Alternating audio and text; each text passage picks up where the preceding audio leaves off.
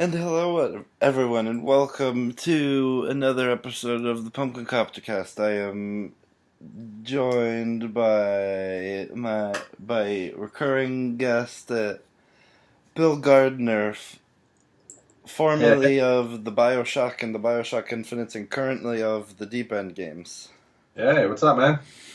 So, today we're going to be talking about, the Switch. It's, in case anyone hasn't been paying attention to anything anywhere, the Switch has kind of become an amazing thing and something that I usually have in my backpack at any given time whenever I go out. But so so first I wanted to ask you about the Switch. First, as a casual consumer, and secondly, as a person who has worked in a professional capacity on something for the Switch. So, Sure. what was it? Oh, As a sorry. consumer, I'm anything but casual. So, um, yeah, man. But just as a as a gamer, the system is just red hot, right? I mean, there's been a gold rush for a long time. Every developer under the sun's trying to get on the thing, and rightfully so. It's a fantastic platform. I mean, like you said,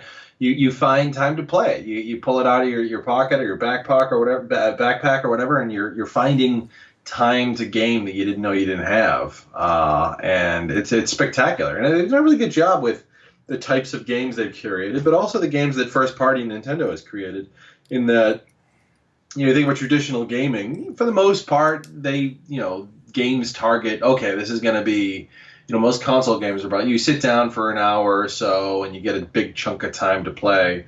Um, Most of the first party Nintendo games work in 5-minute chunks or, 6-hour chunks, so it's really just forward thinking, just discovering an entire segment of the market that I think nobody knew existed. I mean, yeah, it was going on what you said on, playing games in like 5 minute or like several hour chunks. I found that was most applicable to me when I first bought and devoured Super Mario Odyssey. I mean, Oh yeah, hell yeah, man! I love it. Yeah, it's amazing how it feels rewarding just to pick up a couple little trinkets here and there. A few coins, few colored coins, or geez, I was gonna say shines. What the heck are the things you get in this? I don't remember. Power Moons. There you go. Jeez, yeah. I've talked a lot of Mario lately, and particularly Mario 3D World, which I'm a huge fan of. I actually like it a little bit more than Odyssey personally, but yeah, they really do a spectacular job. I mean, it's they really string you along and hook you with all those little trinkets. There's always something else on the horizon, and but you still feel satisfied if you play for 5 or 10 minutes. Yeah. No small feat. And yeah, it's also like just again the types of games. Like I remember when the devs behind the 2016 iteration of Doom were talking about bringing that to the Switch, and they had to make some concessions like graphically and in terms of raw power because it's I feel like reality would break if you were able to have something as portable as the Switch and as powerful as like a PS4 or the Xbox One. But I was I was able to get the what I felt was the complete Doom experience like on the Switch, and being able to just effortlessly take what's like a full fledged quote unquote triple A first person shooter, and being able to play it on the go like right after work or at home is just amazing. Like it works so well on the handheld and then like the full TV console style. Yeah, it's pretty remarkable. I think that, obviously, hey, it's going to have some of the best tech, some of the best tech out there. And so the fact that they were able to port it, it is a huge feat to take something like that and make it work on a handheld, quote unquote handheld. It's obviously not a handheld because it's a beast. But so that's an amazing achievement. But if anyone's going to do it, I would expect I would expect it to. But yeah, I think it also helps that the game. I think most of its games are pretty colorful and borderline cartoony as much as they are graphic. You think about. I think it's a good lesson that the way you picture its games, you picture them being not realistic, but hyper detailed at the very least, and they're also hyper stylized. And that lends itself very well to to translation, to scaling up or scaling down. And so really, really got to give them a big got to commend them for what they've been able to pull off, get that on the platform and make it translate not only obviously technically but also from a design perspective that it works well.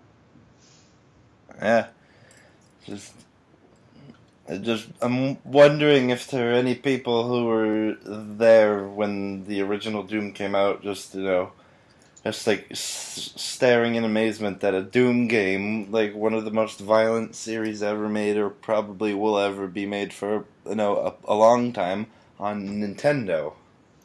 Well, that Doom 64 came out on the Oh Nintendo. yeah, But I hear you. I mean, Doom 64, I think was, I don't know. I think for the time, even then, we had kind of come to terms with that level of violence. I think that now it's gotten so, and again, it's stylized and it's borderline cartoony, but it is shocking in the sense that just the sort of how explicit it is. You're ripping.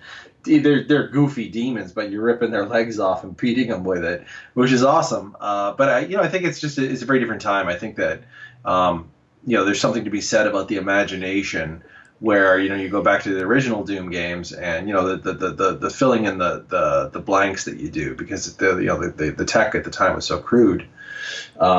It's almost more controversial and more obviously it was new. That's one thing, but I think the fact that you're filling in the blanks yourself, that it's the same way you do with a book. In some ways, it's a little bit more shocking, even though it's so goofy now, right? yeah.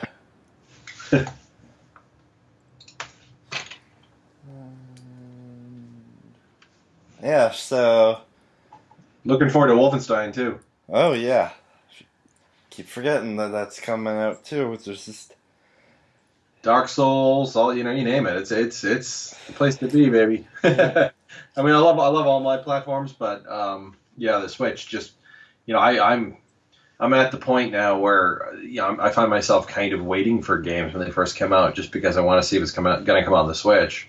Um, in some cases, I'll buy them multiple times, but yeah, I'm just loving it. I mean, I have no like at the to briefly go back to the most recent PAX East. I have noticed that some of the games that have been there and before and have been in development and are just now are about to hit the product lines, or whatever the kids are saying, however the kids refer to a new product these days. Like, I remember there's this one game that's been at least one or two past PAXs that I've been to, a remake of a classic game, Monster Boy, and when I went there, when I was at that dev's booth to see their latest version, I've noticed that it too was, getting ready to be put on the Switch, as were, quite a few of the games. Huh? I'm not familiar with that game. What kind? It's a first-person game. No, it's a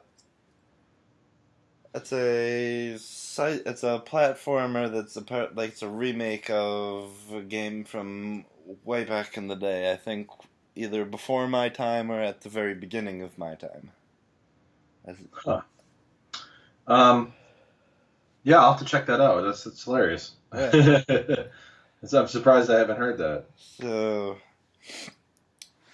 moving on from the casual side of things, you are also in case most people don't know, Bill Gardner is quite experienced in the realm of video games and video game making, and he's bought his first solo endeavor, Perception, to the Switch. Or, as I like to refer to Perception, having just having completed it a few months ago. Freaking moths! Damn it! Nice. Like, I Yeah, it never was. thought I would be scared of that. Sorry. I know, right? Well, that's part of what the fun is. You know, you try and find things that uh, haven't really been explored or haven't been sort of made creepy, I guess. And so that's it's part of the reason why the moths came up. I mean, there's a few other ones as well, but um, yeah, it was a fun project, and as soon as they announced that there was going to be a new Nintendo system, listen, I've been making games for 16, 17 years. I don't even know. Making games for a long time, and I've loved every step of the way. But one of my regrets in my career is that I've never shipped a game on, or I had never shipped a game on a Nintendo platform. And growing up, I was always an enormous Nintendo fan. To the point where all my friends, I grew up in the 80s when Nintendo was king back then. And everything was World of Nintendo, and you're probably too young for it, but you'd go to Child World or Toys R Us, and it wasn't a video game section; it was Nintendo. And when your parents were like, "Oh, stop playing video games," it was like, "Stop playing Nintendo," and that stayed that way for years and years and years, right? Mm-hmm. And so I've always had a soft spot in my heart for Nintendo, to the point where when I was about 10 years old, I started sending in design documents, if you can call them that, to Nintendo, the Nintendo Fun Club, which eventually became Nintendo Power. And I was sending in these ideas like, I really wanted to see a Metroid 2, and so I had all these ideas for what that might be like. And I also sent in an idea for an Indiana Jones and the Temple of Doom game, because I was really big into that at the time. And a few months or whatever later, I got a letter back from them saying, "Hey, you'll be pleased to know that the game you requested is being made by this company called Mindscape, right?" Mm-hmm. And what that meant was that it just so happens that the game you're talking about is being made, or someone else happens to be making a game that's based on Indiana Jones. But 9, 10-year-old me took that to mean that, like, we love your idea, kid, and we're gonna make your game. And so I was like calling around, trying to get, this is obviously pre-internet, I was trying to get Mindscape's telephone number so I can call them up and get some information and see when it was coming out and what the game was all about, and whether or not it was going to be credited or whatever. And that really got me going. I was like, from that point on, I was like, I got to find a way to make games. And it turns out I wound up going to film school because that was my other passion. But on top of that, making games was just not a thing here. Like when Nintendo took over, all of the development went overseas for a good 10 years or so, and it wasn't until the sometime in the early to mid 90s that you started to see PC development pick up here big time. And then eventually you started to see with the PlayStation and that sort of thing, development moved back out here again. Mm-hmm. But so at the time, the idea of becoming a developer was impossible. You have to move to Japan basically. But eventually, I took up my old college job at Electronics Boutique and happened to meet a bunch of developers and got my foot in the door that way. And for about 16 years, or about 14 years, while I was doing the Irrational thing, I was desperately trying to get my the games that we worked on a Nintendo system, but it was just not meant to be. Never a good match at the time. So, after you decided to found your own game company, the Deep End Games, and Perception was, well in the works at this point, and it was, either on or almost on, Steam and, the PS4 and the 360 and a bunch of other consoles. What made you decide to give porting it to the Switch a try? Like, what was it about the Switch that made you think Perception would be able to carve out its own particular niche into it? Well, again, when we were, before the Switch was even formally announced, I had reached out to Nintendo because this was my chance, right? This was I knew I was going to be bringing it to the PS4 and the Xbox One. And I wanted to do everything I could to get it on the next system. And at the time, it wasn't announced, and I had no idea what it was going to be. But I had reached out to Nintendo, and tried to get things rolling in that way. And they loved the concept, so they were give me access and allowed me to get my foot in the door that way. But yeah, I had no idea what was going to be coming. And then when they made the announcement, then I was like, okay, yes, absolutely. I need to find a way to make this work. I need to find a way to get in. So got my kits and got rolling. And, we're a tiny company, so we did what we could. We sort of lined up everything that we wanted to do and sort of knocked it all down. And I'm very proud that we were able to do what we did, given how small the team is, right? It's just primarily me and my wife, and then a number of contractors and folks that I've worked with for years. Folks that Disc, a house that specializes in a variety of tech, tech tasks, including porting, but then also like you want to take on some really heavy duty tech challenges and enhance the game or add features that are just like just gonna blow your mind. These are folks who worked on some of the insane tech that we had in BioShock Infinite. Guys that made that huge game perform on last gen consoles, but then also handled all the lighting systems and handled all the insane tech that you see in the game. And so I was lucky enough to partner up with them to port it to Switch. And it was I didn't do the tech side of it, so I can't speak to that. My understanding that it was relatively straightforward, but from a content side, from the design side, again, you have to consider the unique features of the technology and see what you can leverage.